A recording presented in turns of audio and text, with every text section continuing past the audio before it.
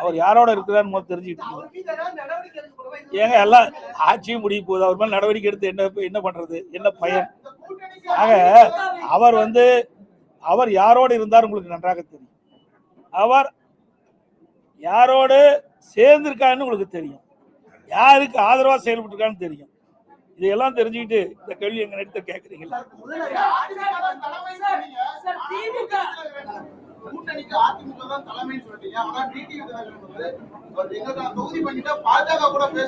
அதாவது நல்லா புரிஞ்சுக்கணும், அதிமுக தேசிய ஜனநாயக கூட்டணி. தேசிய ஜனநாயக கூட்டணி ஏற்கனவே அமைக்கப்பட்டது. அதிமுக அதில் போய் சேர்ந்திருக்கு. ஏற்கனவே தேசிய ஜனநாயக கூட்டணி இடம்பெற்றிருக்கிற கட்சிகள்லாம் அவர்கள் அதன் மூலமாக நாங்கள் சீட்டுகளை பெறுவோம்னு சொல்லியிருக்கிறாங்க. அந்த அடிப்படை தான், புரியுதுங்களா? வேற ஒன்றும் கிடையாது.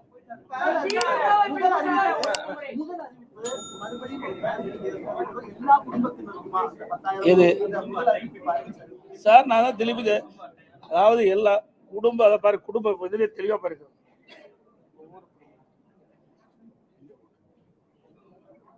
ஒவ்வொரு குடும்பத்திற்கும் கருணத்தொகை 10,000 நாங்கள் அது உங்களுக்கு ஜெராக்ஸ் கொடுப்போம்.